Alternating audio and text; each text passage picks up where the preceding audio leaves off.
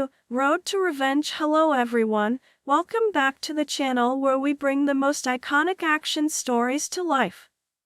Today we are diving into a true movie story, Sisu, Road to Revenge. Sisu 2, Road to Revenge, Finnish, Sisu 2, stylized as Si2U, is a 2025 historical war film written and directed by Jalmari Helanda. It is the sequel to Sisu, 2022. Jorma Tomala reprises his role as Atami Korpi, with Richard Brake and Stephen Lang joining the cast. 5. In the sequel, Atami Korpi dismantles his old family house, loads it on a truck, and is determined to rebuild it somewhere safe in their honor, but the man who killed Korpi's family comes back hellbent on finishing the job, till the legendary ex-soldier by any means necessary. The film is produced by Petri Jokeranta and Mike Goodrich for Sub-Zero Film Entertainment and Good Chaos respectively, with Eric Charles overseeing for Sony's Stage 6 Films. Unlike the previous film, which was set in Lapland, filming took place in Estonia. Sisu, Road to Revenge premiered at the Fantastic Fest on September 21, 2025. 7. It was released in Finland on October 22 by SF Film Finland, and in the United States on November 21 by Sony Pictures, releasing through Stage 6 Films and Screen Gents. Like its predecessor, the film has received a positive reception from critics despite its significantly weaker box office success. In 1946, Finland has ceded the territory of Karelia to the Soviet Union as part of the peace treaty in the aftermath of World War II. After his gold discovery in Lapland, Finnish ex-commando Atami Korpi, the man who refuses to die, crosses the border into Karelia where his family was brutally murdered during the war. He dismantles his house, loads it on a truck, and is determined to rebuild it somewhere safe in their honor.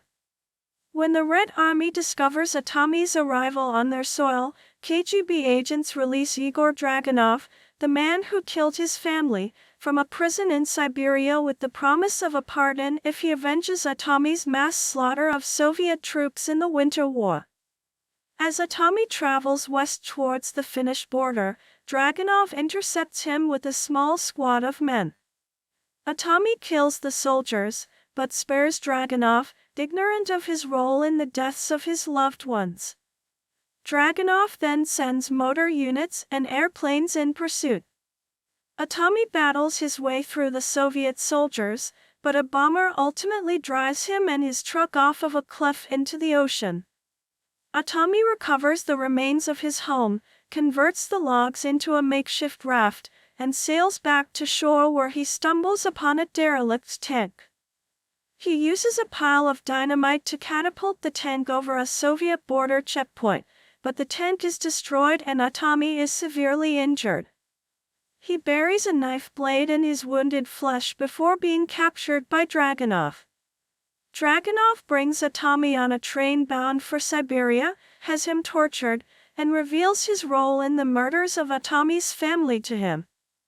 Infuriated by the discovery of his family's killer, Atami breaks free from captivity, retrieves his knife, and makes his way through the train towards the front, killing multiple Soviet soldiers. Dragunov, meanwhile, murders his KGB handlers for a planned escape with the front of the train. Atami finds a ballistic missile on board the train, activates it, and uses it as a makeshift booster to catch up to Dragunov.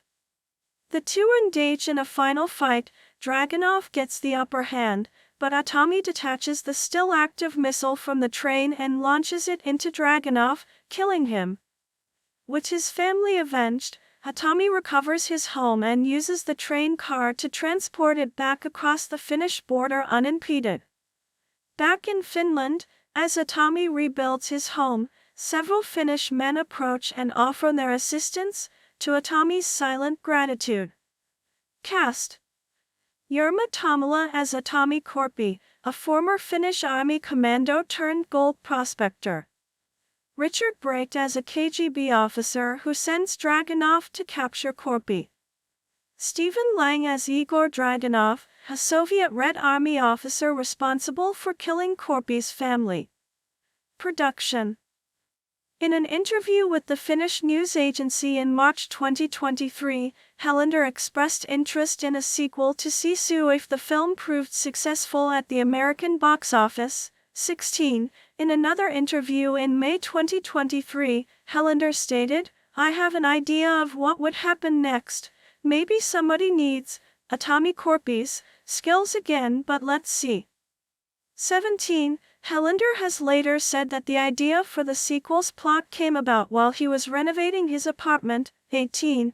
In December 2023, Jorma Tomala also expressed interest in returning as protagonist Tommy Korpi for a sequel. 19. That same month, Helander confirmed that he would return as director for the sequel. 20. With the Finnish Film Foundation initially granting financial support of Euro 50,000, 21. Later, the amount of support increased to €1 million and the budget for the entire film was announced at around €11 million, making it one of the most expensive Finnish films.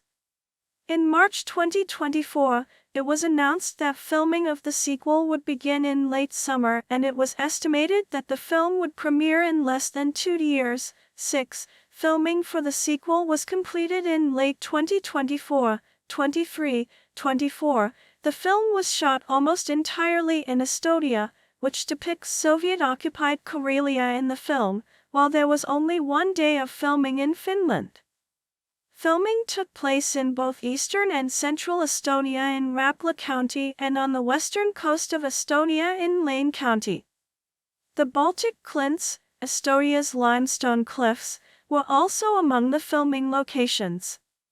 According to Helander, the tone of the film drew on references to Indiana Jones, James Bond, and Buster Keaton's films. 26. Tomala has stated that the role was physically demanding for his age, but he was able to endure it by applying the lessons he had learned from theater director Jukka Turkka, 1942-2016. Doc. 27. In April 2025, it was revealed that Sony Pictures Screen Gems had replaced Lionsgate as the domestic distributor to the sequel after its sister company Stage 6 Films opted to retain worldwide rights outside Finland, with Stephen Lang and Richard Brake joining the cast. 28. The film is scheduled for a theatrical release in the United States on November 21, 2025. The film's Red Band trailer was released on August 27, 2025. A special screening was held at Tennispalatsi in Helsinki, Finland, on October 21, 2025, the day before the official Finnish premiere, and among the invited guests was actor Stephen Lang with his wife Christina Watson, 32, 33. In an interview given in connection with the screening, Lang said that he was very proud to be able to act in this film, and praised the Finns and their sense of humor. Sisu, Road to Revenge premiered in the United States on November 21, 2025, and it will be shown in approximately 2,100 locations. The film's digital release was on December 16. In the United States, Sisu, Road to Revenge was released alongside Wicked, For Good. The film made $575,000 in Thursday night box office previews. Despite a significantly wider release than its predecessor, the film only grossed $2.6 million in its opening weekend, which is a 21.9% drop from its predecessor's $3.3 million opening.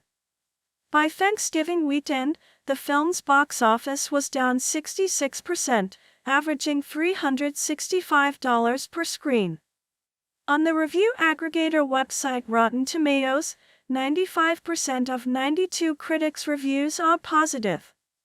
The website's consensus reads, "Sisu, Road to Revenge consistently and creatively kills the competition." 41, Metacritic, which uses a weighted average, assigned the film a score of 76 out of 100, based on 19 critics, indicating generally favorable reviews. 42, audiences polled by CinemaScore gave the film an average grade of B on an A+ to F scale, while those surveyed by PostTrack gave the film an average of 4.5 out of 5 stars. Upon its release at Fantastic Fest, critic Raphael Motormayor praised the film in his review, comparing the film's fast-paced action to Mad Max: Fury Road and calling it the best sequel since John Wick, Chapter 4, 45. Mike McCahill from The Guardian describes the film as punchy, old-school stunt work and inventive baddie splattering with a simple plot, and also adds that, like his protagonist, Helander holds on to the essential, torches the rest, and goes harder and faster for it. 46. Brandon Yu from The New York Times describes the film as blood-splattered inanity, which becomes a delirium of popcorn fun. Helander has not directly said whether he intends to direct a third Sisu film, because he considers Road to Revenge as a good conclusion to the story, although he does not completely rule out the possibility of a sequel. If someone ever says that you will get this much money if you make a third, then I may consider it. Tamala hinted that if he were invited to play a Tommy Corby in the third film, he would go along as long as he still had enough strength to do so. A historical drama, also period drama, period piece, or just period, is a dramatic work set in the past, usually used in the context of film and television, which presents historical events and characters with varying degrees of fiction, such as creative dialogue or scenes which compress separate events. The biographical film is a type of historical drama which generally focuses on a single individual or well-defined group. Historical dramas can include romances, adventure films, and swashbucklers. Historical drama differs from historical fiction, which generally presents fictional characters and events during historical events. A period piece may be set during a vast era such as the Middle Ages, or a specific period such as the Warring Twenties, or the recent past. Scholarship. In different eras, different subgenres have risen to popularity, such as the westerns and sword and sandal films that dominated North American cinema in the 1950s. The costume drama is often separated as a genre of historical dramas. Early critics defined them as films focusing on romance and relationships in sumptuous surroundings, contrasting them with other historical dramas believed to have more serious themes. Other critics have defended costume dramas, and argued that they are disparaged because they are a genre directed towards women. 1. Historical dramas have also been described as a conservative genre, glorifying an imagined past that never existed. 2. Historical accuracy. 2004 filming of a 19th-century film scene set in London. Historical drama may include mostly fictionalized narratives based on actual people or historical events, such as the history plays of Shakespeare, Free, Apollo 13, The Tudors, Braveheart, Pocahontas, Vinland Saga, Chernobyl, Enemy at the Gates, Les Miserables, and Titanic. 4. Works may include references to real-life people or events from the relevant time period or contain factually accurate representations of the time period. Works that focus on accurately portraying specific historical events or persons are instead known as docudrama, such as The Report. Where a person's life is central to the story, such a work is known as biographical drama, with notable examples being films such as Alexander, 5, Frida, House of Saddam, Lincoln, Lust for Life, Raging Bull, Stalin, and Oppenheimer. Fiction is any creative work, chiefly any narrative work, portraying individuals, events, or places that are imaginary or in ways that are imaginary. 1, 2, 3. Fictional portrayals are thus inconsistent with fact, history, or plausibility. In a traditional narrow sense, fiction refers to written narratives in prose, often specifically novels, novellas, and short stories. 4, 5. More broadly, however, Fiction encompasses imaginary narratives expressed in any medium, including not just writings but also live theatrical performances, films, television programs, radio dramas, comics, role-playing games, and video games. Definition and theory. Literature. Oral literature. Folklore, epics, fable, fairy tale, folk play, folk song, myth, proverb, oration, performance, audiobook, spoken word, saying. Major written forms. Book, drama, closet drama, poetry, lyric, narrative, prose, nonsense, verse, ergodic, electronic, religious. Long prose fiction. Anthology, serial novel / romance. Medium prose fiction. Novella, novelette. Short prose fiction. Short story, drabble, sketch, flash fiction, parable, wisdom. Prose genres. Fiction. Children's encyclopedic genre, action, adventure, coming of age, crime, erotic, fantasy, horror, military, hyper, novel, romance, science fiction, supernatural, western, historical, realist, speculative. Non-fiction. Academic, history, philosophy, anecdote, business, journalism, modern life, natura, persuasive, travelogue. Poetry genres. Narrative. Children, epic, epilogue, dramatic, verse, novel, national. Lyric. Ballad, elegy, epigram, ghazal, haiku, hymn, limerick, lyric, ode, qasida, sonnet, villanelle. Dramatic genres. Comedy, libretto, play, historical, moral, satire, script, tragedy, tragicomedy. History. Ancient, medieval, early modern, Renaissance, 18th, 19th, 20th, contemporary, 21st. Lists and outlines. Outline, glossary, books, epic, folk, epics, poets, writers, movements, poetry groups, cycles, literary awards, poetry, short story collection, lost literary work, lacuna. Theory and criticism. Sociology, magazines, composition, language, narrative, feud, estate. Literature portal. Typically, the fictionality of a work is publicly expressed, so the audience expects a work of fiction to deviate to a greater or lesser degree from the real world, rather than presenting, for instance, only factually accurate portrayals or characters who are actual people. 6.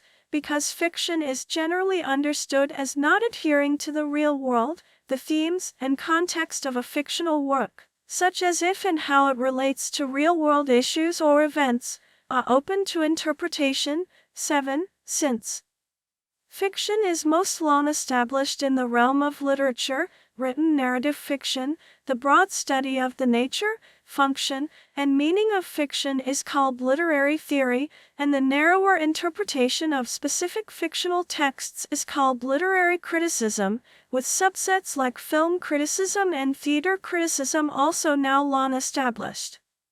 Aside from real-world connections, some fictional works may depict characters and events within their own context, entirely separate from the known physical universe, an independent fictional universe. The creative art of constructing such an imaginary world is known as world building. 8. Literary critic James Wood argues that fiction is both artifice and verisimilitude, meaning that it requires both creative inventions as well as some acceptable degree of believability to its audience. 9. A notion often encapsulated in the poet Samuel Taylor Coleridge's idea of the audience's willing suspension of disbelief.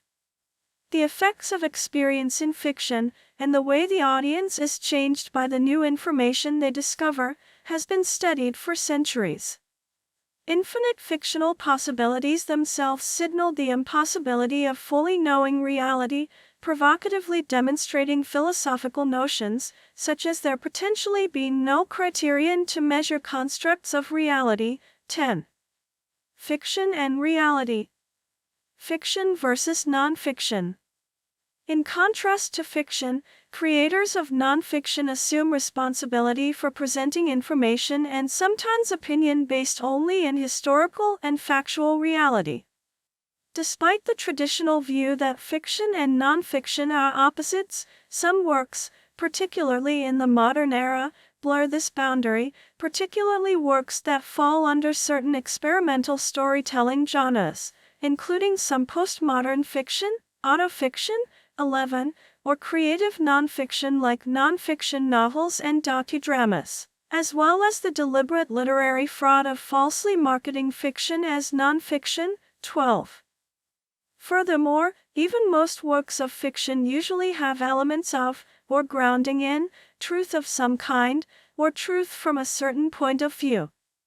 The distinction between the two may be best defined from the viewpoint of the audience, according to whom a work is nonfiction if its people, settings, and plot are perceived entirely as historically or factually real, while a work is regarded as fiction if it deviates from reality in any of those areas.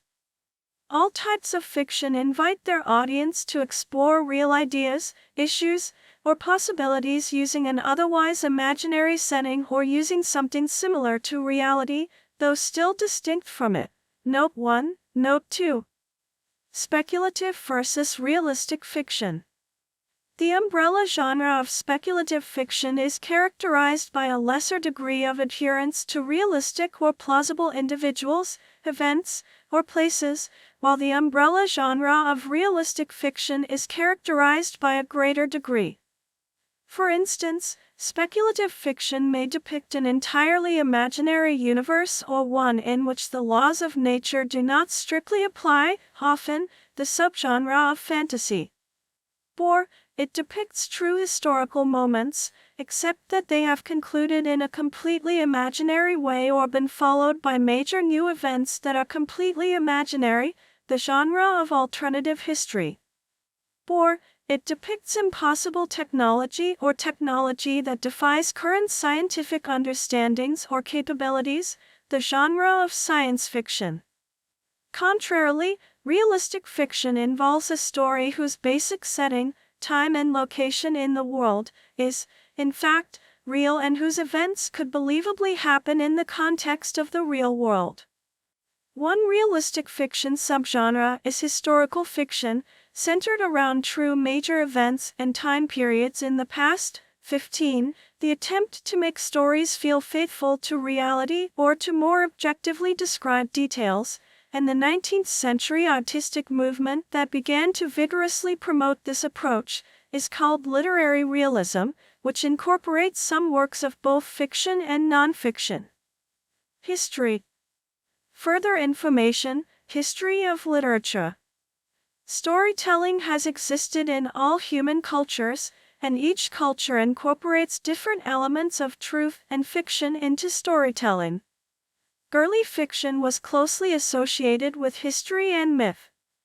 Greek poets such as Homer, Hesiod, and Aesop developed fictional stories that were told first through oral storytelling and then in writing. Prose fiction was developed in ancient Greece, influenced by the storytelling traditions of Asia and Egypt. Distinctly fictional work was not recognized as separate from historical or mythological stories until the imperial period. Plasmatic narrative, following entirely invented characters and events, was developed through ancient drama and new comedy. 16. One common structure among early fiction is a series of strange and fantastic adventures as early writers test the limits of fiction writing. Milesian tales were an early example of fiction writing in ancient Greece and Italy. As fiction writing developed in ancient Greece, relatable characters and plausible scenarios were emphasized to better connect with the audience, including elements such as romance, piracy, and religious ceremonies. Heroic romance was developed in medieval Europe, incorporating elements associated with fantasy, including supernatural elements and chivalry. 17. The structure of the modern novel was developed by Miguel de Cervantes with Don Quixote in the early 17th century. The novel became a primary medium of fiction in the 18th and 19th centuries. They were often associated with Enlightenment ideas such as empiricism and agnosticism. Realism developed as a literary style at this time. New forms of mass media developed in the late 19th and early 20th centuries, including popular fiction magazines and early film. Interactive fiction was developed in the late 20th century through video games. Elements. Further information, narrative section. Basic elements. Certain basic elements define all works of narrative, including all works of narrative fiction. Namely, all narratives include the elements of character, conflict, narrative mode, plot, setting, and theme. Characters are individuals inside a work of story. Conflicts are the tension or problem that drives characters' thoughts and actions. Narrative modes are the ways in which a story is communicated. Plots are the sequence of events in a story. Settings are the story's locations in time and space. And themes are deeper messages or interpretations about the story that its audience is left to discuss and reflect upon. Formats. Further information, list of fictional genres. Fiction section of a bookshop. Traditionally, fiction includes novels, short stories, fables, legends, myths, fairy tales, epic and narrative poetry, plays, including operas, musicals, dramas, puppet plays, and various kinds of theatrical dances. However, fiction may also encompass comic books, and many animated cartoons, stop motions, anime, manga, films, video games, radio programs, television programs, comedies and dramas, etc. The Internet has had a major impact on the creation and distribution of fiction, calling into question the feasibility of copyright as a means to ensure royalties are paid to copyright holders. Also, digital libraries such as Project Gutenberg make public domain texts more readily available. The combination of inexpensive home computers, the Internet, and the creativity of its users has also led to new forms of fiction, such as interactive computer games or computer-generated comics. Countless forums for fan fiction can be found online, where loyal followers of specific fictional realms create and distribute derivative stories. The Internet is also used for the development of blog fiction, where a story is delivered through a blog either as flash fiction or serial blog, and collaborative fiction, where a story is written sequentially by different authors, or the entire text can be revised by anyone using a wiki, citation needed. Fiction writing. Literary fiction. Main article, Literary fiction. The definition of literary fiction is controversial. It may refer to any work of fiction in a written form. However, various other definitions exist, including a written work of fiction that does not fit neatly into an established genre, as opposed to so-called genre fiction, when used as a marketing label in the book trade. Is character-driven rather than plot-driven. Examines the human condition. Uses language in an experimental or poetic fashion. Is considered serious as a work of art. Literary fiction is often used as a synonym for literature, in the narrow sense of writing specifically considered to be an art form. 24. While literary fiction is sometimes regarded as superior to genre fiction, the two are not mutually exclusive, and major literary figures have employed the genres of science fiction, crime fiction, romance, etc., to create works of literature. Furthermore, the study of genre fiction has developed within academia in recent decades. The term is sometimes used such as to equate literary fiction to literature. The accuracy of this is debated. Neil Stevenson has suggested that, while any definition will be simplistic, there is today a general cultural difference between literary and genre fiction. On the one hand, literary authors nowadays are frequently supported by patronage, with employment at a university or a similar institution, and with the continuation of such positions determined not by book sales but by critical acclaim by other established literary authors and critics. On the other hand, he suggests, genre fiction writers tend to support themselves by book sales, 26. However, in an interview, John Updike lamented that the category of literary fiction has sprung up recently to torment people like me who just set out to write books, and if anybody wanted to read them, terrific, the more the merrier. I'm a genre writer of a sort. I write literary fiction, which is like spy fiction or chick lit. Likewise, on The Charlie Rose Show, he argued that this term, when applied to his work, greatly limited him and his expectations of what might come of his writing, so he does not really like it. He suggested that all his works are literary, simply because they are written in words. Literary fiction often involves social commentary, political criticism, or reflection on the human condition. In general, it focuses on introspective, in-depth character studies of interesting, complex, and developed characters. This contrasts with genre fiction where plot is the central concern. Usually in literary fiction the focus is on the inner story of the characters who drive the plot, with detailed motivations to elicit emotional involvement in the reader. The style of literary fiction is often described as elegantly written, lyrical, and layered.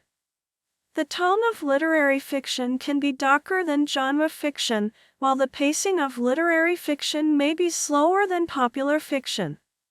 As Terence Rafferty notes, literary fiction, by its nature, allows itself to dawdle, to linger on stray beauties even at the risk of losing its way. Genre fiction. Main article, genre fiction. Based on how literary fiction is defined, genre fiction may be a subset, written fiction that aligns to a particular genre, or its opposite, an evaluative label for written fiction that comprises popular culture as artistically or intellectually inferior to high culture. Regardless, fiction is commonly broken down into a variety of genres, categories of fiction, each differentiated by a particular unifying tone or style, set of narrative techniques, archetypes, or other tropes, media content, or other popularly defined criterion. Science fiction predicts or supposes technologies that are not realities at the time of the work's creation. Jules Verne's novel From the Earth to the Moon was published in 1865, but only in 1969 did astronauts Neil Armstrong and Buzz Aldrin become the first humans to land on the moon. Historical fiction places imaginary characters into real historical events. In the 1814 historical novel Waverley, Sir Walter Scott's fictional character Edward Waverley meets a figure from history, Bonnie Prince Charlie, and takes part in the Battle of Prestonpans. Some works of fiction are slightly or greatly reimagined based on some originally true story, or a reconstructed biography. Often, even when the fictional story is based on fact, there may be additions and subtractions from the true story to make it more interesting.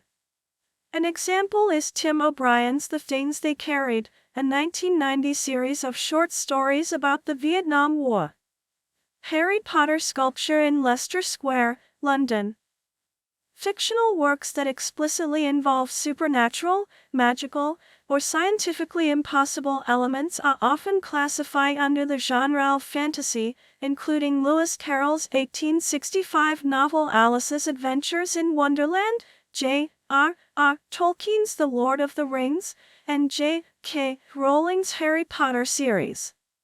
Creators of fantasy sometimes introduce imaginary creatures and beings such as dragons and fairies. Types by word count. Types of written fiction in prose are distinguished by relative length and include short story. The boundary between a long short story and a novella is vague, although a short story commonly comprises fewer than 7,500 words. Novella, typically 17,500 to 40,000 words in length. Examples include Robert Louis Stevenson's Strange Case of Dr. Jekyll and Mr. Hyde, 1886, or Joseph Conrad's Heart of Darkness, 1899. Novel, 40,000 words or more in length. Process of fiction writing. Main article: fiction writing. Fiction writing is the process by which an author or creator produces a fictional work. Some elements of the writing process may be planned in advance, while others may come about spontaneously. Fiction writers use different writing styles and have distinct writers' voices when writing fictional stories. In the 1940 satirical film The Great Dictator, English actor and comedian Charlie Chaplin portrayed the eccentric despot Adenoid Hinkle, obvious to viewers at that time as a fictionalized version of Adolf Hitler and real events happening during the Second World War. The use of real events or real individuals as direct inspiration for imaginary events or imaginary individuals is known as fictionalization. The opposite circumstance, in which the physical world or a real trend of events seem influenced by past fiction, is commonly described by the phrase, life imitating art. The latter phrase is popularity associated with the Anglo-Irish fiction writer Oscar Wilde.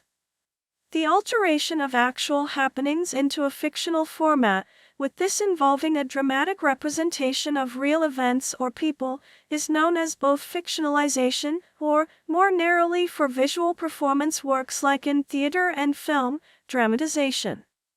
According to the academic publication Oxford Reference, a work set up this way will have a narrative based partly or wholly on fact but written as if it were fiction, such that films and broadcast dramas of this kind often bear the label, based on a true story. In intellectual research, evaluating this process is a part of media studies. Examples of prominent fictionalization in the creative arts include those in the general context of World War II in popular culture and specifically Nazi German leaders such as Adolf Hitler in popular culture and Reinhard Heydrich in popular culture. For instance, American actor and comedian Charlie Chaplin portrayed the eccentric despot Adenoid Hinkle in the 1940 satirical film The Great Dictator. The unhinged, unintelligent figure fictionalized real events from the then ongoing Second World War, in a way that presented fascist individuals as humorously irrational and pathetic. Many other villains take inspiration from real people while having fictional accents, appearances, backgrounds, names, and so on. In late 1944, during the Lapland War, Tommy Korpi lives alone with his horse and faithful Bedlington Terrier while he searches for gold in the wilderness of Lapland in the gold rush. He uncovers a rich deposit, collects a large quantity of nuggets, and travels towards Rovaniemi. Along the way, Tommy encounters a large Waffen-SS platoon led by Obersturmführer Bruno Helldorf. Helldorf is destroying villages during their retreat towards Norway and has taken several Finnish women captive. Helldorf takes little interest in Tommy, letting him pass. Tommy is soon accosted by a second unit of SS soldiers who discover his saddlebags full of gold. They jeeringly decide to rob and kill him, but he swiftly kills them all instead. Alerted by the gunfire, Helldorf investigates and discovers the massacre and one of Tommy's gold nuggets. Helldorf and his tank pursue Tommy to the edge of a minefield, where Tommy's horse is killed by a landmine. Gathering up his gold while Helldorf and his men watch, Tommy intentionally detonates another mine to make his escape. Several soldiers are sent after him, but are quickly blown up by mines. Helldorf orders two of the captive women ahead to ensure a clear path. After retrieving Tommy's dog tag, Helldorf's second-in-command Wolf learns over the radio of Tommy's past. After losing his family while fighting as a Finnish army commando during the Winter War, the vengeful Tommy became the legendary one-man death squad whom Joseph Stalin's Red Army nicknamed Koschei, the Immortal. Helldorf defies his orders to continue retreating in order to hunt down Tommy and steal the gold, explaining to Wolf that Nazi Germany has already lost the war and they will need the gold to escape prosecution for war crimes. The German soldiers dispatch dogs to follow Atami's trail. Atami sends his own dog away before using petrol from one of the German trucks to cover his scent. However, the soldiers soon discover him and Atami dives into a nearby lake. Heldorf sends 3 soldiers onto the lake in a boat, but Atami kills 2 of them by slitting their throats underwater and breathes in the escaping air from their necks. The remaining German soldier attempts to flee, but is killed by Wolf. Atami uses the soldier's body as a shield after reaching the riverbank and escapes. On the other side of the river, Atami's dog is discovered by Heldorf. Atami discovers that Rovaniemi has been left in burning ruins and takes shelter in the remains of a petrol station. Heldorf sends Atami's dog to find him, but with a lit steel hand grenade attached to his collar.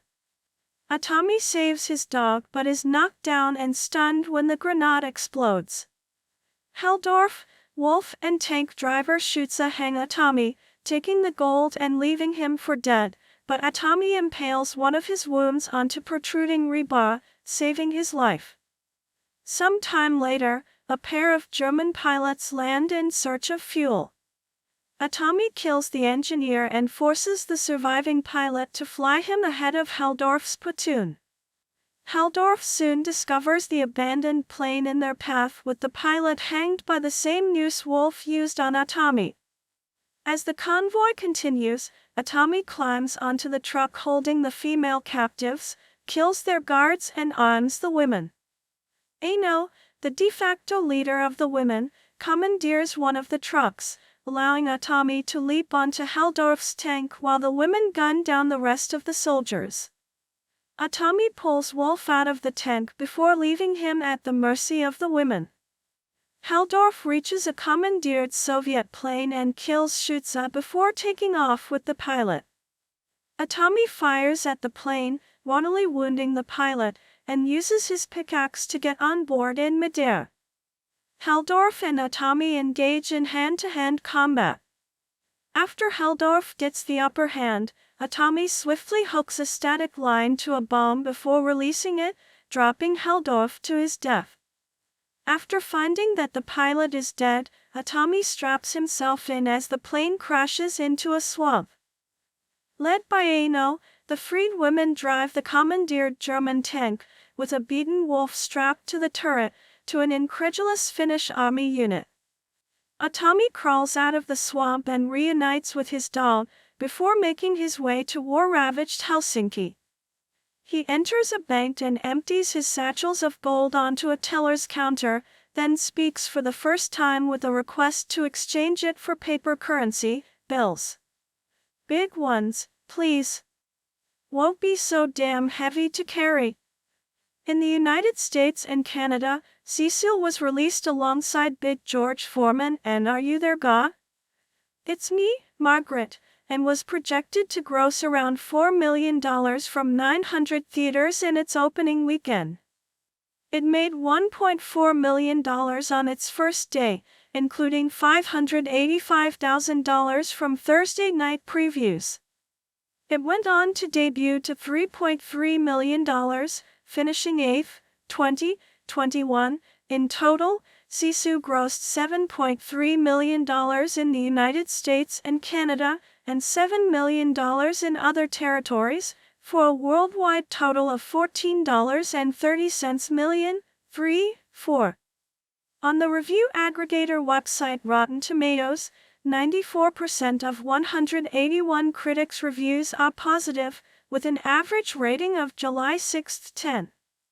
The website's consensus reads, narratively mean as in is deliriously gory, Sisu is an inspired pastiche that gives bloody satisfaction to action aficionados. 22. Metacritic, which uses a weighted average, assigned the film a score of 70 out of 100, based on 25 critics, indicating generally favorable reviews. 23. Audiences polled by PostTrack gave the film an 80% positive score, with 60% saying they would definitely recommend it. 20. Robert Daniels of RogerEbert.com gave the film 3.5 out of 4 stars, stating that Sisu is outlandishly entertaining, mostly because, contrary to its deeper themes, it isn't afraid to be nonsensical. 24. Ross Boname of Collider gave the film grade of B, saying that Sisu is certainly ridiculous, but sometimes it's just fun to watch an obscene amount of Nazis get what's coming to them. 25. Tom Shome of The Times gave the film 4 out of 5 stars, saying that it is violent in the pulpy, maximalist manner of a Tarantino film. Bones snap, bodies fly apart, blood leaps across the screen, but there is nothing messy about the storytelling, which is as tight as a Sergio Leone flick. 26. Noyan Jodi Parasra in his review wrote, "Never once does Sisu feel silly despite being such an improbable story. It is what we may call in India, paisa vasool. For the non-desi, that's bang for the buck." 27. Jason Bailey of the New York Times congratulated Helander for his commercial savvy to have concocted a lean, mean mixture of the most joy-buzzer elements of John Wick and Inglourious Bastard.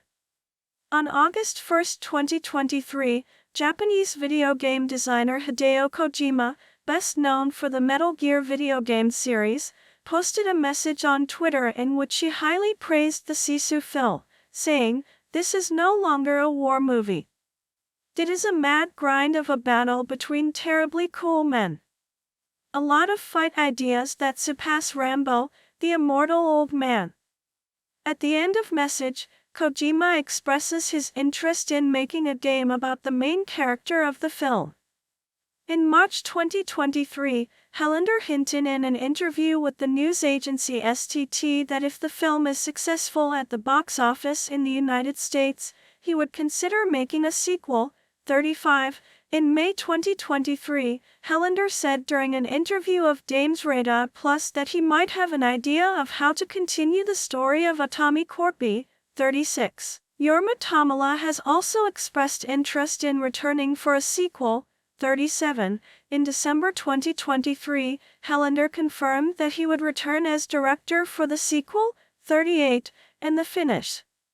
Film Foundation has initially granted a financial support of €50,000, 39. Later, the amount of support increased to €1 million and the budget for the entire film was initially announced at around €11 million, 40.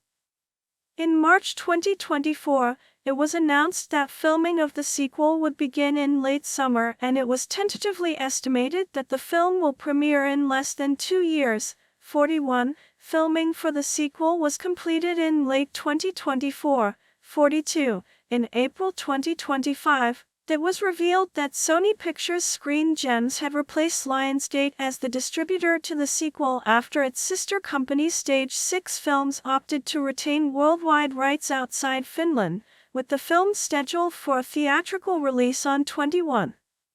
November 2025. 43. 44. At the same time, it was also announced that Stephen Lang and Richard Brake would be joining the cast of the film. Helander has not directly said whether he intends to direct a third Sisu film, because he considers Road to Revenge as a good conclusion to the story, although he does not completely rule out the possibility of a sequel. "If someone ever says that you will get this much money if you make a third, then I may consider it." American film production label of Sony Pictures Entertainment, a subsidiary of Japanese conglomerate, Sony Group Corporation.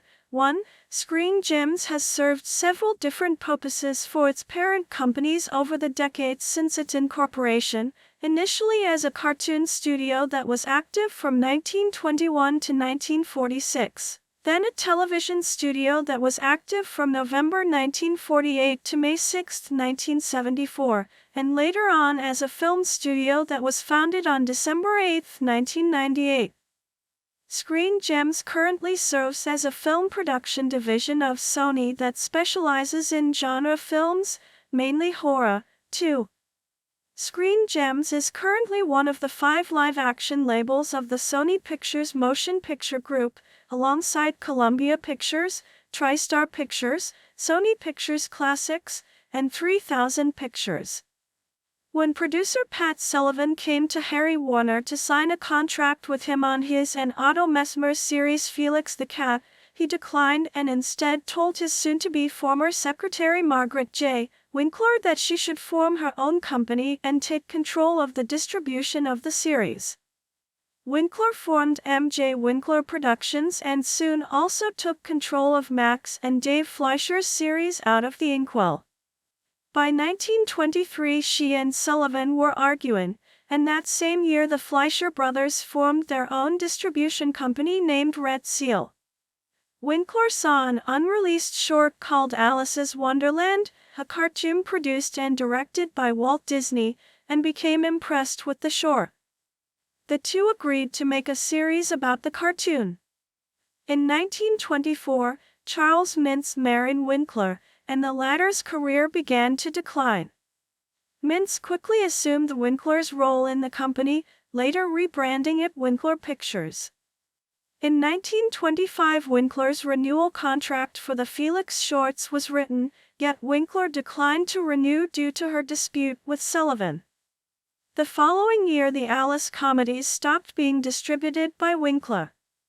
After Mintz became involved with the progress, it was clear that Disney was unhappy with the production costs on cartoons, and he asked Disney and Works to develop a new character.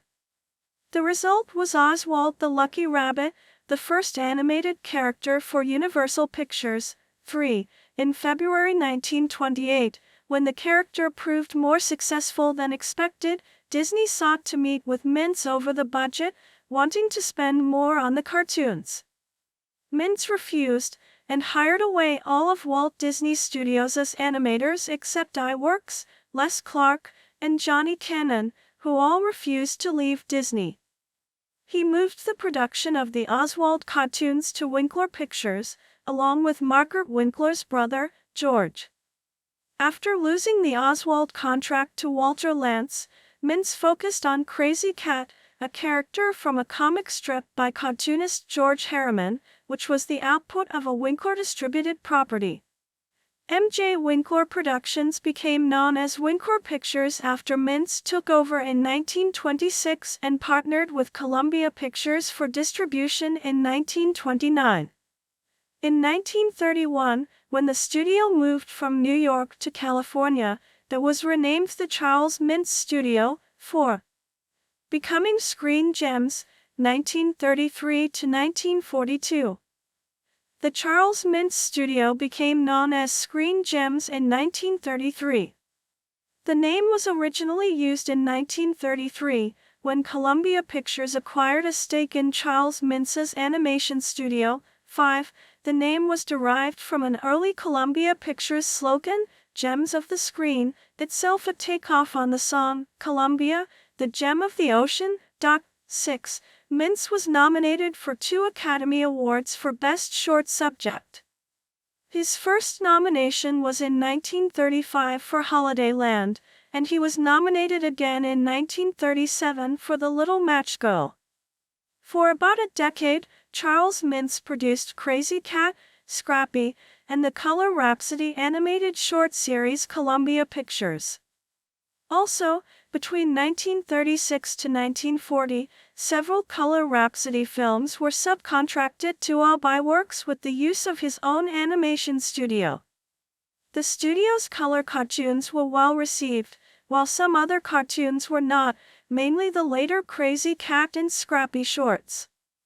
Animator Isidore Klein was particularly frustrated with the Crazy Cat cartoons as it bare little resemblance to Harriman's comic strip by the mid-1930s, despite attempting to make a more faithful cartoon with the 1936 short Lil Angel, which Klein was disappointed by the final product. 7. Furthermore, Columbia gave Mintz strict financial obligations where they advance a certain amount of money, resulting in Mintz repeatedly running over budget. 8. In 1939, after becoming indebted to Columbia and suffering from declining health, Mintz relinquished ownership of his studio and the Screen Gems name to Columbia to settle long-standing financial problems. 9. He would later pass away on December 30, 1939, from a heart attack. Both Crazy Cat and Scrappy's series ended that year and were replaced by the Fantasy and Fable cartoons in which they were both featured in. By 1940, Columbia would oversee management of the studio following ownership.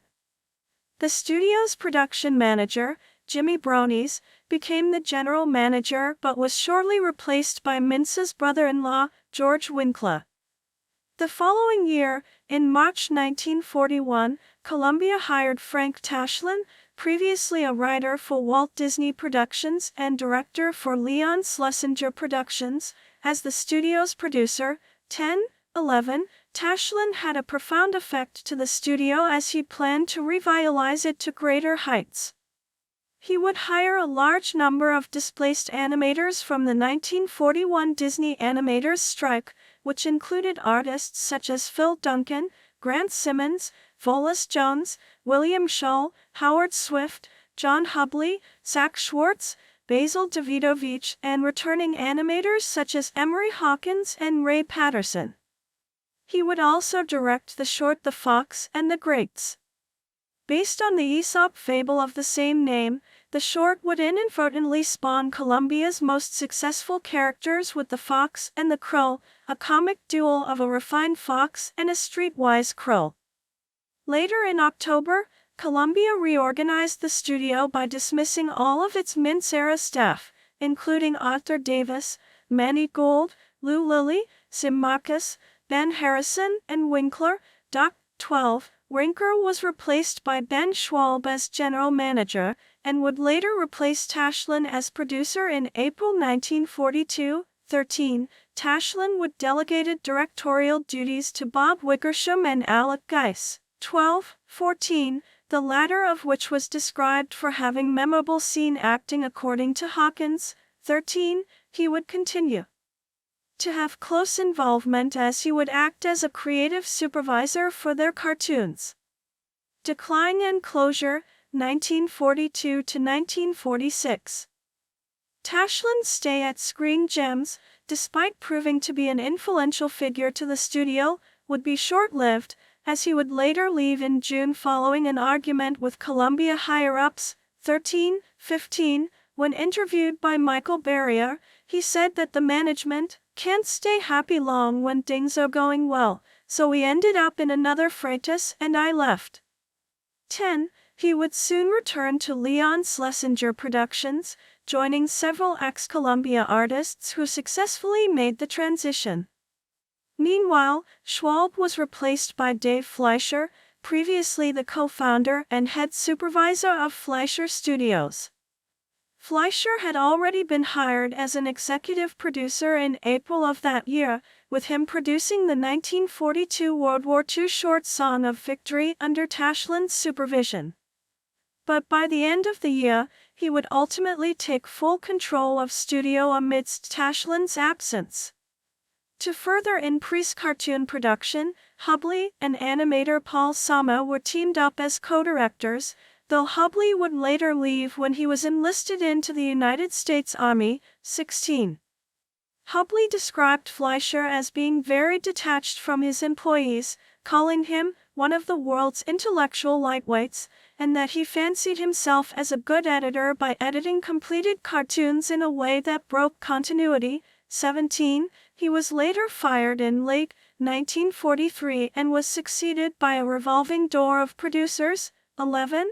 Initially, Fleischer was replaced by studio musician Paul Worth. 18. Who was then replaced by Three Stooges producer Hugh McCullum after Worth was convicted of forgery. 19. And then by ex-Schlesinger assistants Ray Katz and Henry Binder. Geis was also fired following a series of poorly received cartoons, with his role of director given to Howard Swift. The studio would also create several more recurring characters around this time, including Tito and his burrito, Flippy and Flop, Ybor Puzzlewitz, Willoughby Wren, Professor Small and Mr. Tall, and an adaptation of Al Cap's comic series Lil Abner, with varying levels of success.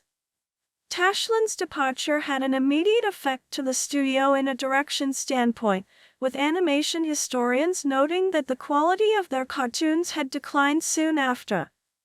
Film historian Leonard Maltin claimed that after Tashland left, the studio tried to maintain some spirit on screen, with varying results. Screen Gems cartoons of the 1940s feature some of the least endearing cartoon characters ever created, and suffer from misguided story direction. 20. Hubley later told Barrier that he disliked his work at the studio and that Columbia hated the cartoons they were making.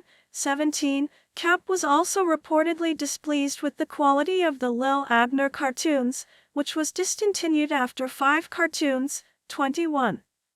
In addition to Tashland's departure, several of the more daring ex-Disney animators that he hired also left for other studios, including Duncan, Davidovich, Schwartz, Hawkins, and Patterson. Columbia was unable to find any more experienced artists who were willing to stay for the long term, however the studio did manage to gain some leverages. Bob Clampett was brought in as a gag writer before setting up his own brief animation studio for Republic Pictures, while Warner writers Michael Maltese and Ted Pierce were said to have moonlighted for a few cartoons. 22. 23. Sid Marcus also returned as a director in 1944, while Alex Lovey was brought in to take Sommer and Wickersham's place as director. Screen Gems was, in an attempt to keep costs low, the last American animation studio to stop producing black and white cartoons. The final black and white fantasy shorts appeared in 1946, over 3 years after the second longest holdouts, Famous Studios and Schlesinger Productions, with the subsequent shorts being produced in Cinecolor. Columbia, still dissatisfied with the studio's output, decided to shut its doors for good in November, while continuing to release a backlog of shorts until 1949. 24. The studio name was later repurposed for a television division, while the former Seward Street facility, which Screen Gems occupied since 1940, was taken over by Walter Lantz Productions in 1947. 25. Aftermath. Following the studio's closure, Columbia agreed to distribute new cartoons from United Productions of America, 26, founded in 1941 during the wake of the Disney animators' strike. UPA deviated from the typical realistic style seen from other animation studios, instead prioritizing a newer, flatter art style based on limited animation and unique storytelling over slapstick and gags. Hubley and Schwartz had previously experimented with this type of style in their Screen Gems cartoons, and would be involved with the studio's early development. UPA's shorts, which included Gerald McBoing and the Mr. Magoo series, were major critical and commercial successes, leaving a profound influence to the animation industry by the 1950s. Following UPA, a deal with Hanna-Barbera was made in 1957, which lasted until 1967. Legacy. The Screen Gems cartoons were regarded as ones of varying quality, comparable to those produced by Famous Studios and Terrytoons. The studio, especially in its later period, was noted for their mismanagement of talent and attempts at aping the success of other animation studios. The shorts produced by Katz and Binder in particular were criticized for being pale carbons of the Warner Brothers shorts, 27, to the point of creating characters strikingly similar in appearance to Sylvester the Cat and Daffy Duck, 28. In spite of the studio's affairs, the Screen Gems cartoons were still moderately successful, with 3 more cartoons achieving Academy Awards nominations. However, Screen Gems never achieved a level of success comparable to Walt Disney Productions, Warner Brothers Cartoons, Walter Lantz Productions, and the MGM Cartoon Studio.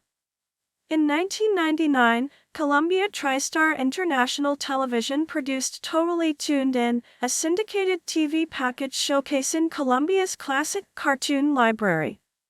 With the aid of animation historian Jerry Beck, Columbia restored and remastered the majority of the Color Screen Gems cartoons, as well as all the UPA cartoons, from their original 35mm elements. The show aired in several international markets before making its American television debut on Antenna TV on January 8, 2011. They would later be aired on Tune In With Me on the MeTV network in November 2021. 29. Despite these restoration efforts, Sony Pictures Home Entertainment has no current plans to release these shorts on DVD or Blu-ray. Since CPE Holdings Incorporated became dormant on May 9, 2024, Sony Pictures Releasing now owns the theatrical distribution on behalf of Columbia Pictures, while Sony Pictures Television owns the television distribution on behalf of CPT Holdings Incorporated to the majority of the Color Screen Gems cartoons, as well as all the UPA cartoons library. Ralph Cohn, the son of Columbia co-founder Jack Cohn and nephew of Columbia head Harry Cohn, founded Pioneer Telefilms, a television commercial production company, in 1947. Ralph later wrote a 50-page memo arguing that Columbia should be the first major film studio to move into television. Although Harry wasn't convinced by the suggestion, Columbia invested $50,000 acquiring Pioneer and reorganized it as Screen Gems. 32. The studio started its new business in New York on April 15, 1949. 33. By 1951, Screen Gems became a full-fledged television studio by producing and syndicating several popular shows. See below. Within a few months, Ralph Cohn had sold a half-hour dramatic anthology concept to the Ford Motor Company, which became Ford Theater, which was one of the first times a major Hollywood movie studio had produced content for television. They also produced 7 episodes of the first season of Cavalcade of America. 34, 35. The name, Screen Gems, at the time, was used to hide the fact that the film studio was entering television production and distribution. Many film studios saw television as a threat to their business, thus it was expected that they would shun the medium. However, Columbia was one of a few studios who branched out to television under a pseudonym to conceal the true ownership of the television arm.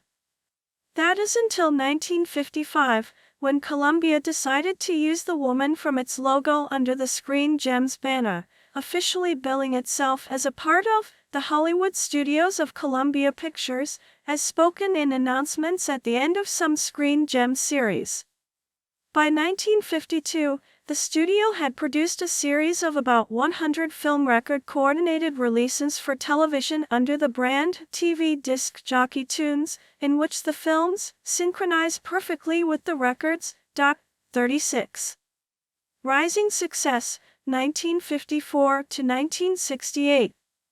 In 1954, the studio started producing Father Knows Best on CBS and The Adventures of Rin Tin Tin on ABC, which became their biggest successes at the time. 32. On July 1, 1956, studio veteran Irvin Briskin stepped down as stage manager of Columbia Pictures and formed his own production company, Briskin Productions Incorporated, to release series through Screen Gems and supervise all of its productions. 37.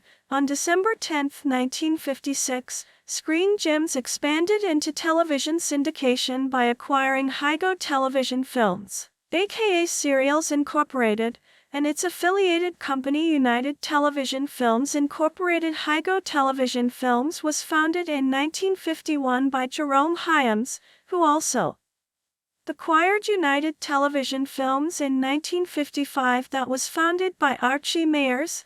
38. During that year, the studio began syndicating Columbia Pictures' theatrical film library to television, including the series of 2 reel short subjects starring the Three Stooges in 1957. Earlier on August 2, 1957, they also acquired syndication rights to Shock Theater, a package of Universal Pictures horror films, later shifted to MCA-TV, which was enormously successful in reviving that genre. 39. The company also distributed Universal Pictures' other films, pre-1948 sound films, around that time. 40. From 1958 to 1974, under President John H. Mitchell and Vice President of Production Harry Ackerman, Screen Gems delivered TV shows and sitcoms: Dennis the Menace, The Donna Reed Show, Hazel, Here Come the Brides, Mr. Smith Goes to Washington, Digit, Bewitched, I Dream of Jeannie, The Flying Nun, The Monkees, The Girl with Something Extra, and The Partridge Family. It was also the first distributor for Hanna-Barbera Productions, an animation studio founded by William Hanna and Joseph Barbera after leaving Metro-Goldwyn-Mayer, and was also the distributor of the Soupy Sales Show. The company also entered a co-production deal with Canada's CTV television network and produced several shows, many of which were filmed or taped in Toronto for distribution to Canadian stations: Showdown, The Pierre Button Show, Citation Needed.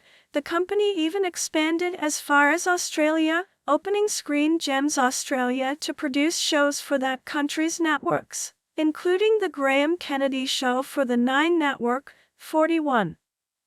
In the late 1950s, Screen Gems also entered into ownership and operation of television stations. Stations owned by Screen Gems over the years included KCPX, Salt Lake City, now KTVX, owned by Nexstar Media Group; WVUEDT, New Orleans, now owned by Gray Television; WAPA TV, San Juan, now owned by the Hemisphere Media Group; WNJU, Linden, New Jersey, now Telemundo/NBC Universal ONO, and several radio stations as well, including 50,000 watt Clear Channel WWVA, Wheeling, West Virginia, now owned by iHeartMedia. As a result, in funding its acquisitions, 18% of Screen Gems shares was spun off from Columbia, and it became a publicly traded company on the NYSE until 1968. Screen Gems also provided technical assistance and partial control of a private television station in Venezuela, Canal 11 Television, which existed from 1966 to 1968. 42, 43. In 1963, William Dozier, who was one of the top Screen Gems employees and senior vice president of production, left to start Greenway Productions, with a non-exclusive agreement with the studio for joint distribution of its TV productions. 44. Even though none of Greenway's shows went to SG, Greenway immediately struck a deal with rival television producer 20th Century Fox Television in 1964. 45. In 1963, Screen Gems entered music publishing with the purchase of Don Kirshner's Alden Music, with Kirshner named head of the Columbia Screen Gems music division. 4 years later, he departed Screen Gems after coming into conflict with the Monkees over their desire to play on their records. Lester Sill replaced Kirshner and remained head of music publishing until 1985. Screen Gems Columbia Music was sold to EMI for $23.5 million in 1976. From 1964 to 1969, former child star Jackie Cooper was vice president of program development. He was responsible for packaging series, such as Bewitched, and other projects and selling them to the networks. For the 1965 to 1966 season, Screen Gems announced that they would sign 3 big creative programmers to develop new series, which was announced in June 1964. Among them was writer Sidney Sheldon, director Hy Averback, and writer David Swift. 46. In 1965, Columbia Pictures acquired a 50% interest in the New York-based commercial production company EUE, which was incorporated into Screen Gems and renamed DUE/Screen Gents. The studios were sold in 1982 to longtime Columbia Pictures executive George Clooney shortly after Columbia Pictures was sold to the Coca-Cola Company. Merger with Columbia Pictures and reincorporation as Columbia Pictures Television, 1968 to 1974. On December 23, 1968, Screen Gems merged with its parent company Columbia Pictures Corporation and became part of the newly formed Columbia Pictures Industries Incorporated for $24.50 million, 47.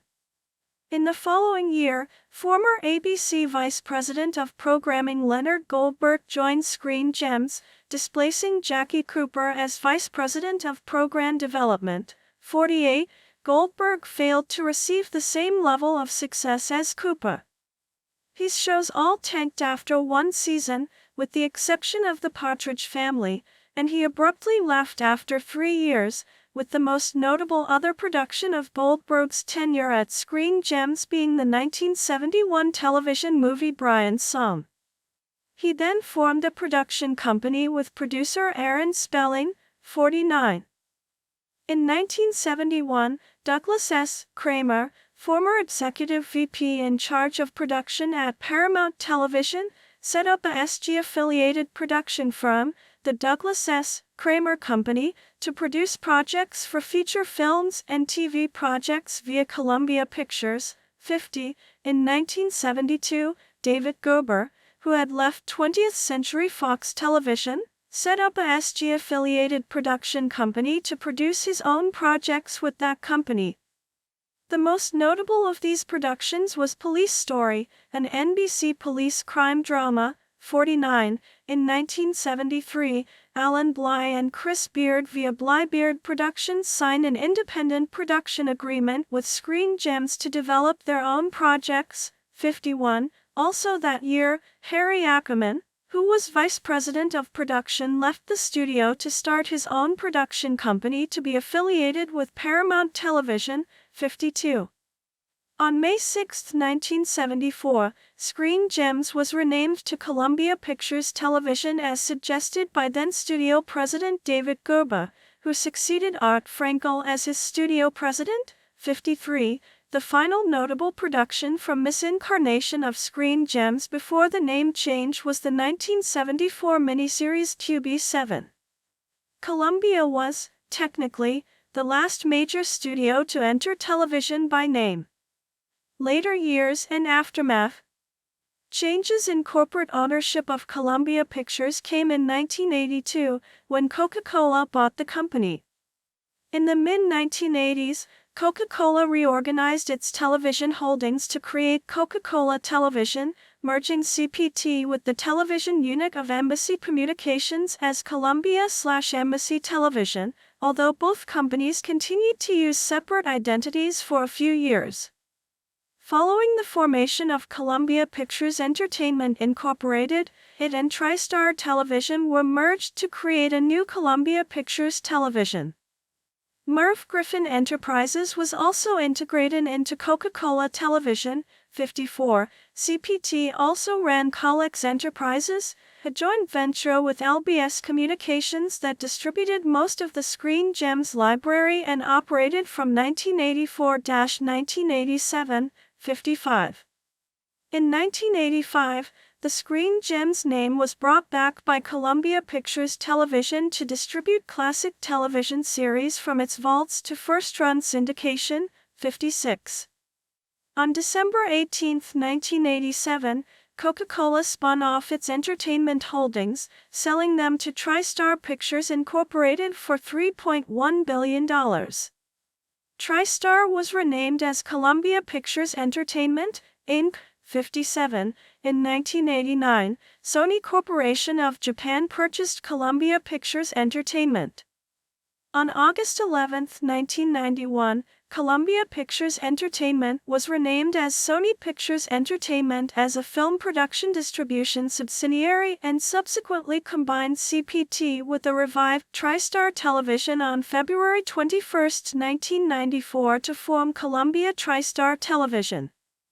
The name, Screen Gems, was also utilized for a syndicated hour-long program for classic television called Screen Gems Network that first aired in 1999 and ran until 2002.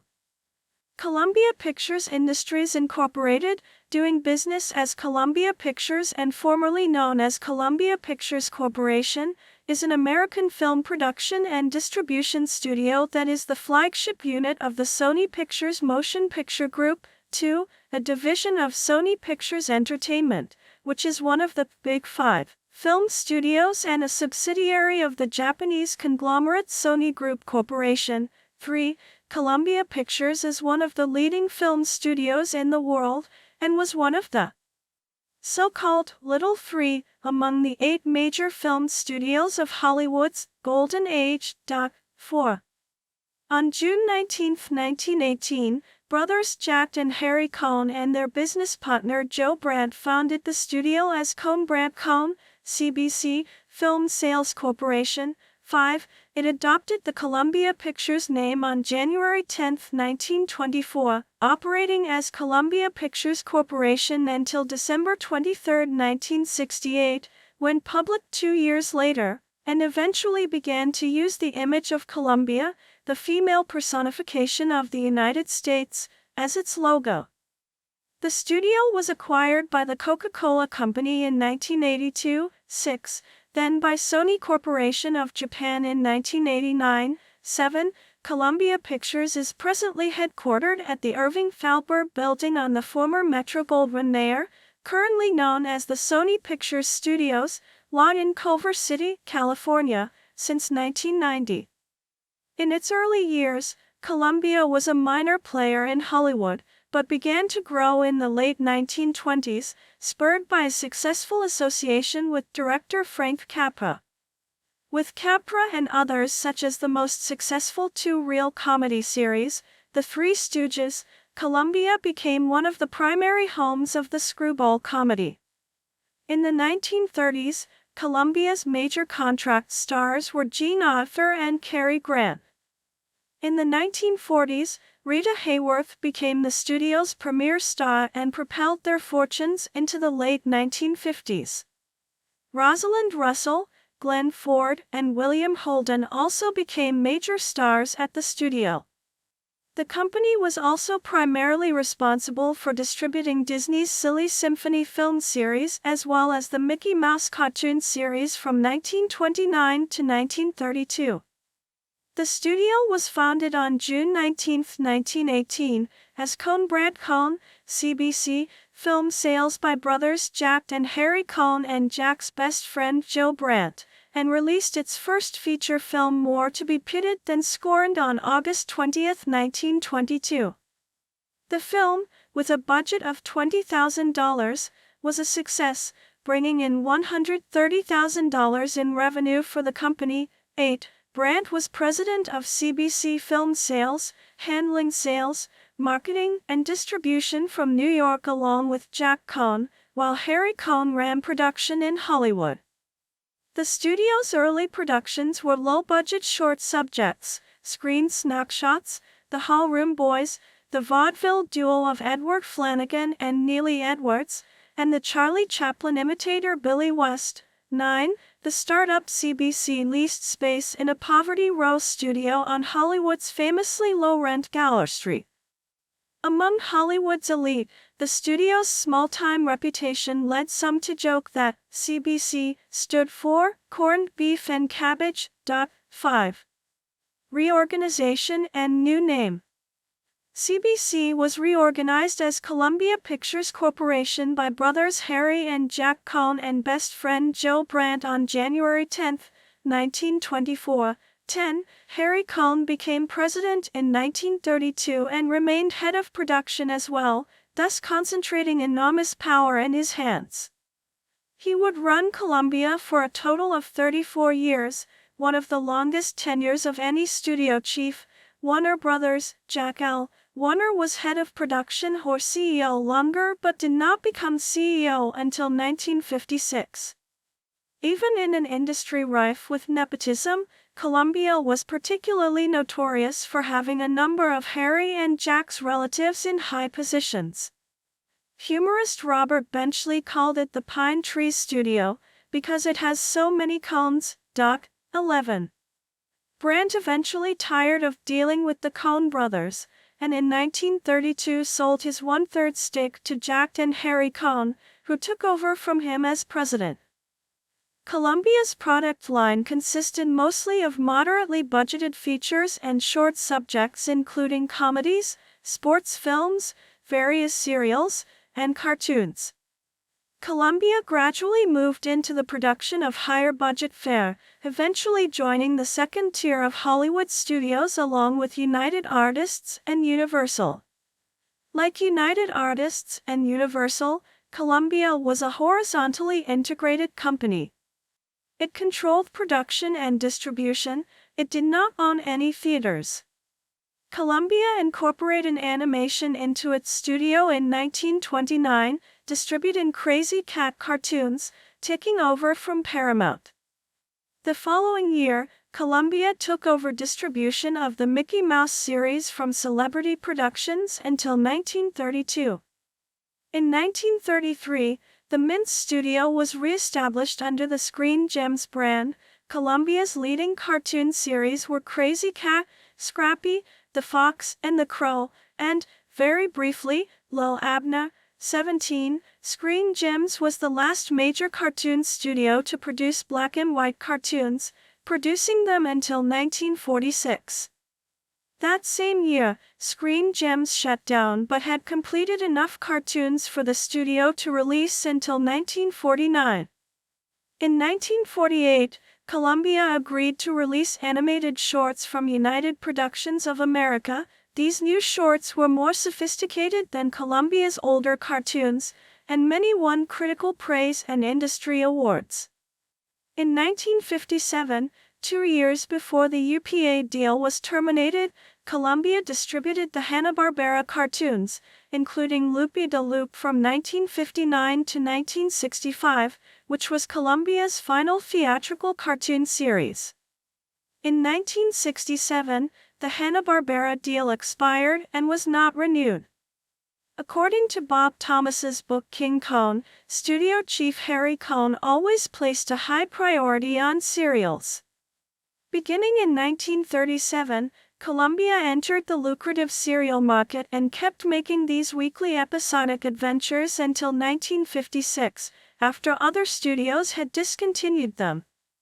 The most famous Columbia serials are based on comic strip or radio characters: Mandrake the Magician, 1939, The Shadow, 1940, Terry and the Pirates, 1940, Captain Midnight, 1942, The Phantom, 1943, Batman, 1943, and the especially successful Superman, 1948, among many others.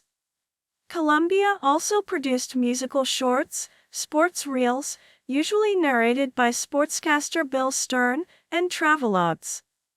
Its Screen Snapshots series, showing behind-the-scenes footage of Hollywood stars, was a Columbia perennial that the studio had been releasing since the silent movie days.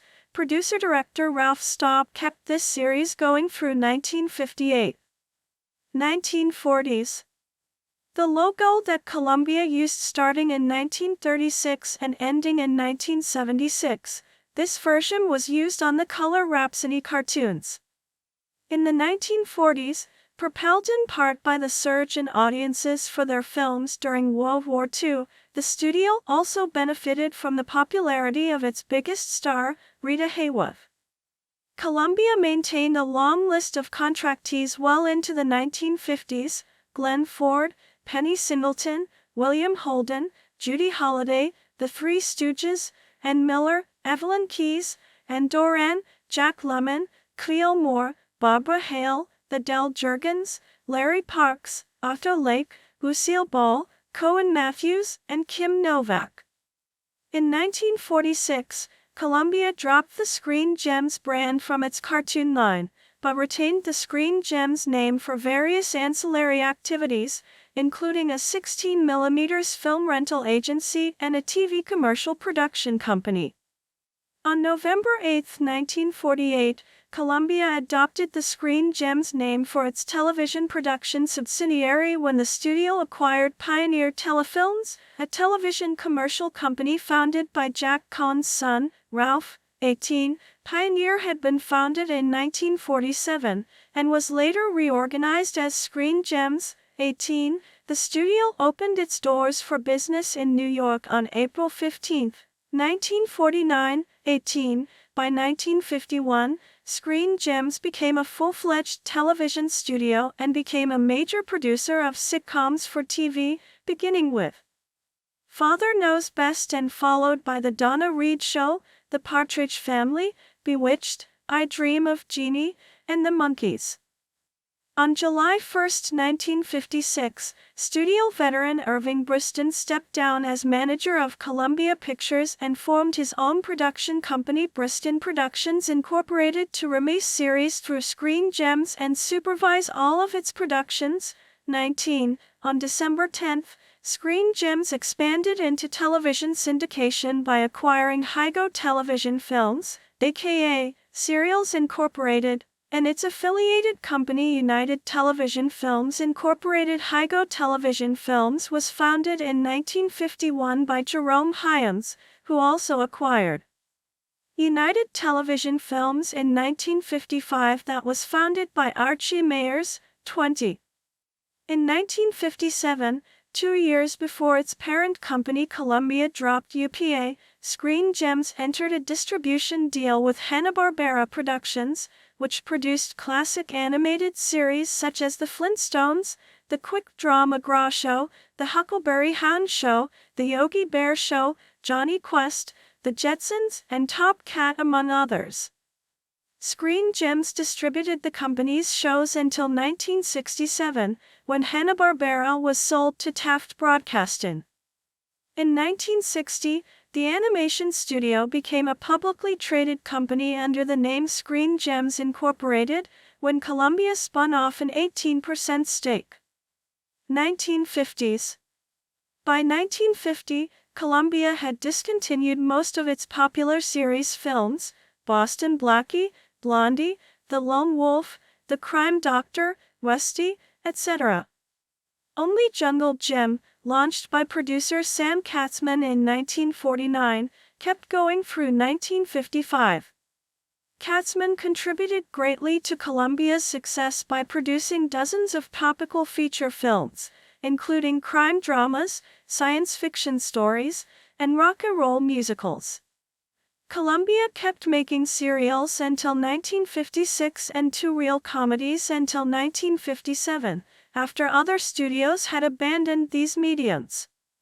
As the larger studios declined in the 1950s, Columbia's position improved. This was largely because it did not suffer from the massive loss of income that the other major studios suffered from the loss of their theaters, while over 90%, in some cases. Columbia continued to produce 40-plus pictures a year, offering productions that often broke ground and kept audiences coming to theaters. Some of its significant films from this era include the studio's adaptation of the controversial James Jones novel From Here to Eternity, 1953, On the Waterfront, 1954, and The Bridge on the River Kwai, 1957, with William Holden and Alec Guinness, all of which won the Best Picture Oscar. Another significant film of the studio was the free adaptation of George Orwell's dystopian novel 1984, 1956. Columbia also released the productions of the English studio Warwick Films, by producers Irving Allen and Albert A. Broccoli, as well as many films by producer Carl Foreman, who resided in England. Columbia distributed some films made by Hammer, which was also based in England. 1970s. Nearly bankrupt by the early 1970s, the studio was saved via a radical overhaul.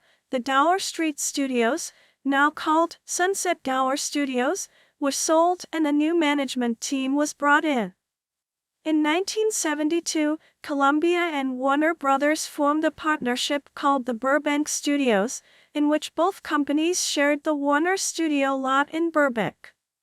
In 1971, Columbia Pictures established sheet music publisher Columbia Pictures Publications, with Vice President and General Manager Frank J. Hackinson, who later became the president. 27. In 1973, Allen & Co. took a financial stake in Columbia Pictures Industries and Alan Hirschfeld was appointed CEO. 28, succeeding Leo Jaffe, who became chairman. Stanley Schneider, son of Abe Schneider, who became honorary chairman before leaving the board in 1975, was replaced as head of the Columbia Pictures studio by David Begelman, who reported to Hirschfeld. Some years later, Begelman was involved in a check fortune scandal that badly hurt the studio's image. On May 6, 1974, Columbia retired the Screen Gems name from television, renaming its television division to the name of Columbia Pictures Television. The name was suggested by David Gober, who was then president of Columbia's television division. 29. The same year, Columbia Pictures acquired Rastar Pictures, which included Rastar Productions, Rastar Features, and Rastar Television. Ray Stark then founded Rastar Films, the reincarnation of Rastar Pictures, which was acquired by Columbia Pictures in February 1980. 30. Columbia Pictures also reorganized its music and record divisions. Clive Davis was hired as a record and music consultant by Columbia Pictures in 1974 and later became temporary president of Bell Records. Davis's real goal was to revitalize Columbia Pictures' music division. With a $10 million investment by CPI and a reorganization of the various Columbia Pictures legacy labels, Calpix, Calgems, and Bell, Davis introduced Columbia Pictures' new record division, Arista Records, in November 1974, with Davis himself owning 20% of the new venture. Columbia maintained control of the label until 1979, when it was sold to Areola Records. In addition, Columbia sold its music publishing business, Columbia Screen Gems, to EMI in August 1976 for $15 million. 31. Both would later be reunited with Columbia Pictures under Sony ownership. In December 1976, Columbia Pictures acquired the arcade Dane company D. Gottlieb & Company for $50 million. 32. In 1978, Begelman was suspended for having embezzled money from Columbia. Hirschfeld was forced out for his refusal to reinstate him. 33. 34. Begelman later resigned and was replaced by Daniel Malnick in June 1978. 35. Fay Vincent was hired to replace Hirschfeld. Frank Price became president of production in 1978. In March 1979, he would become president of Columbia Pictures, succeeding Melnick. 35. During Price's tenure, he was responsible for turning out 9 of the top 10 grossing films in Columbia's history. 36. On May 17, 1982, Columbia Pictures acquired Spelling Goldberg Productions for over $40 million. 41. 42. With a healthier balance sheet, due in large part to box office hits like Kramer vs. Kramer, Stir Crazy, The Blue Lagoon, and Stripes, Columbia was bought by the Coca-Cola Company on June 22, 1982, for $750 million. 43. Studio head Frank Price mixed big hits like Tootsie, Gandhi, The Karate Kid, The Big Chill, and Ghostbusters with many costly flops. To share the increasing cost of film production, Coke brought in 2 outside investors whose earlier efforts in Hollywood had come to nothing. In 1982, Columbia, Time Incorporated's HBO and CBS announced, as a joint venture, Nova Pictures, this enterprise was to be renamed TriStar Pictures. 44. In 1983, Price left Columbia Pictures after a dispute with Coca-Cola and went back to Universal. 45. He was replaced by Guy McElwain. 46. In the early 1980s, Columbia and TriStar Pictures set up a film partnership with Delphi Film Associates and acquired an interest in various film releases. In 1984, Delphi Film Associates reacquired an interest in the TriStar and Columbia Films slate of 1984, which would make a $60 million offering in the financing of film production. 47. Also that year, Columbia Pictures had bought out the rights to Hard Bodies, which was once premiered on the Playboy Channel. 48.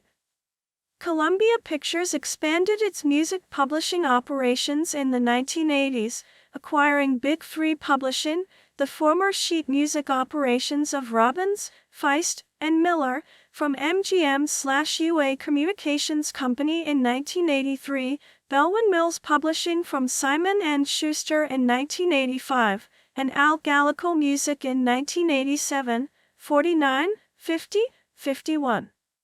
On June 18, 1985, Columbia's parent acquired Norman Lear and Jerry Parentio's Embassy Communications Incorporated, including Embassy Pictures, Embassy Television, Tandem Productions, and Embassy Home Entertainment, mostly for its library of television series such as All in the Family and The Jeffersons, for $485 million. 52. On November 16, 1985, CBS dropped out of the TriStar venture. 53.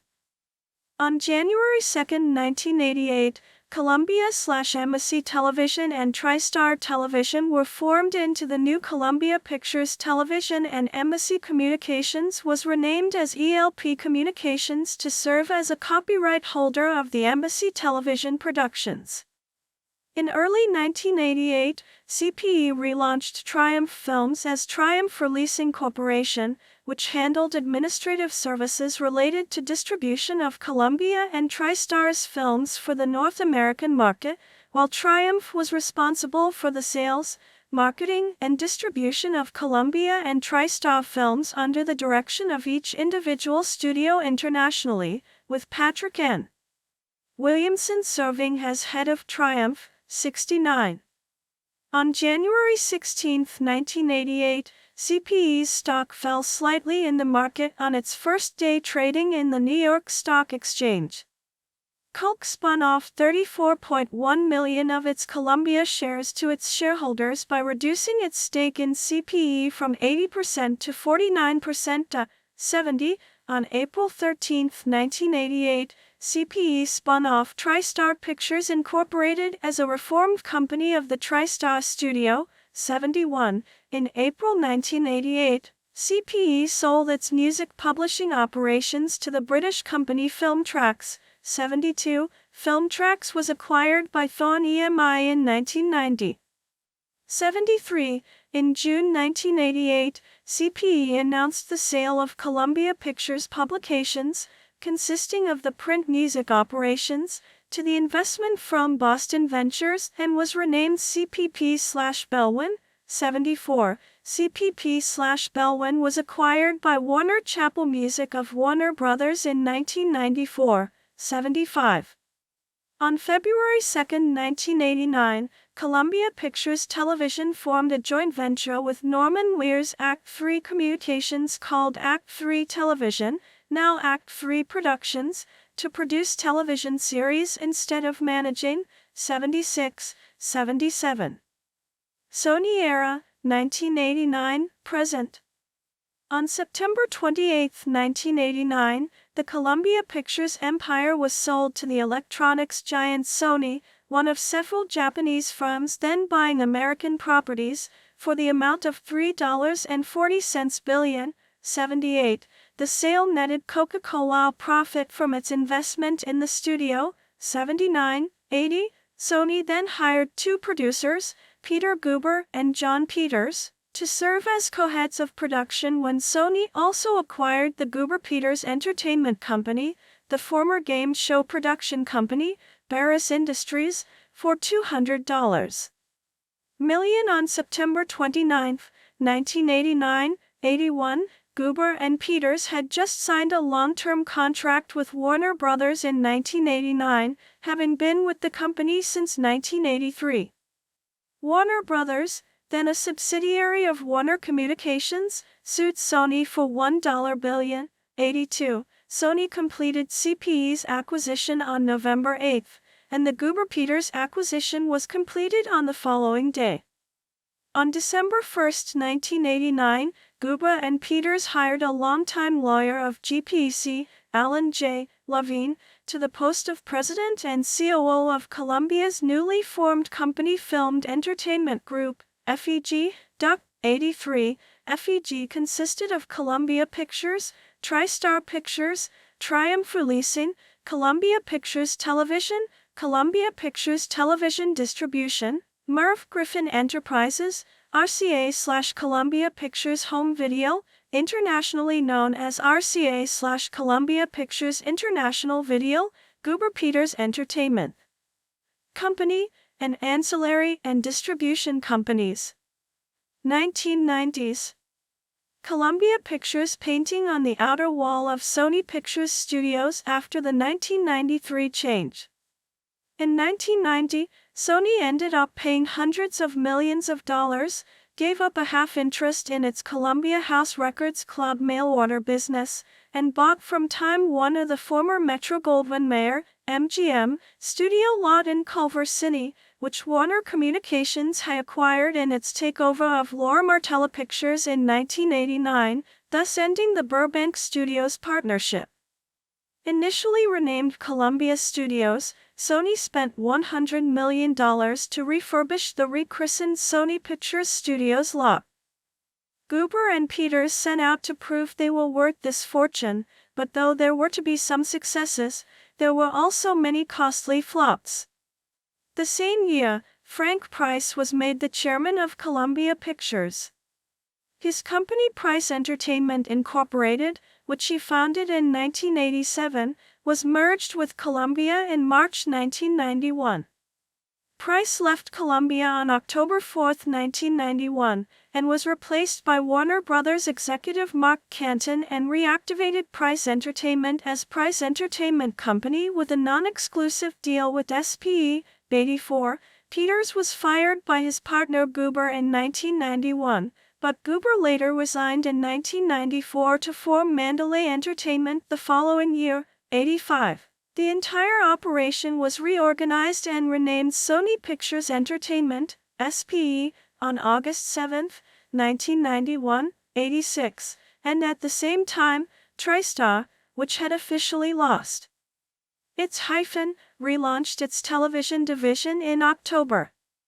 In December 1991, SPE created Sony Pictures Classics for Art House Fare and was headed by Michael Barker, Tom Bernard, and Marcy Bloom, 87, who previously operated United Artists Classics and Orion Classics. Publicly humiliated, Sony suffered an enormous loss on its investment in Columbia, taking a $2.7 billion write-off in 1994. John Calley took over as SPE president in November 1996, installing Amy Pascal as Columbia Pictures president and Chris Lee as president of production at TriStar.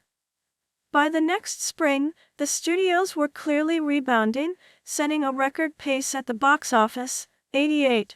On December 7, 1992, Sony Pictures acquired the Barry and Enright Game Show Library. 89. On February 21, 1994, Columbia Pictures Television and TriStar Television merged to form Columbia TriStar Television, CTT, 90, 91, 92, including the rights to Wheel of Fortune and Jeopardy! After CTT folded Merv Griffin Enterprises in June 93, 94, that same year, the company also purchased Stewart Television, known for producing game shows such as Pyramid and Chain Reaction, among others. On July 21, 1995, Sony Pictures teamed up with Jim Henson Productions and created the joint venture Jim Henson Pictures. 95, 96. In the 1990s, Columbia announced plans for a rival James Bond franchise since they owned the rights to Casino Royale and were planning to make a third version of Thunderball with Kevin McClory. MGM and Danjaq, LLC, owners of the franchise, sued Sony Pictures in 1997, with the legal dispute ending 2 years later in an out-of-court settlement.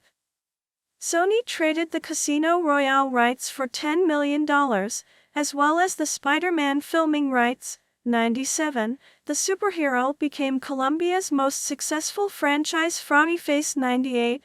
The first movie came out in 2002, and as of 2021, there have been 7 follow-up movies with U.S. grosses in excess of $2.50 billion. 99. Between the releases of the first and second sequels in 2004 and 2007, Sony led a consortium that purchased MGM, giving it distribution rights to the James Bond franchise. In 1997, Columbia Pictures ranked as the highest-grossing movie studio in the United States, with a gross of $1.256 billion. In 1998, Columbia and TriStar merged to form the Columbia TriStar Motion Picture Group, aka Columbia TriStar Pictures, though both studios still produce and distribute under their own names. Pascal retained her position as president of the newly united Columbia Pictures, while Lee became the combined studio's head of production. 100. On December 8, 1998, Sony Pictures Entertainment relaunched the Screen Gems brand as a horror and independent film distribution company after shutting down Triumph Films. 101. In 1999, TriStar Television was folded into CTT. 2 years later, CPT was folded into CTT as well. 2000s. In the 2000s, Sony broadened its release schedule by backing Revolution Studios, the production/distribution company headed by Joe Ruff. On October 25, 2001, CTT and Columbia TriStar Television Distribution, CTTD, merged to form Columbia TriStar Domestic Television. 102, and was renamed as Sony Pictures Television on September 16, 2002. 103. Also in 2002, Columbia broke the record for biggest domestic theatrical gross, with a tally of $1.575 billion, coincidentally breaking its own record of $1.256 billion, set in 1997. The 2002 gross was primarily raised by such blockbusters as Spider-Man, Men in Black 2, and XXX. 104. The studio was also the most lucrative of 2004, 104, with over $1.338 billion in the domestic box office with films such as Spider-Man 2, 50 First Dates, and The Grudge, 105, and in 2006. Columbia's box office successes of 2006 included such blockbusters as The Da Vinci Code, The Pursuit of Happiness, Monster House, Casino Royale, and Open Season. The studio not only finished the year in first place, but also reached an all-time record high sum of $1.711 billion, which was an all-time yearly record for any studio. It was surpassed by Warner Brothers in 2009.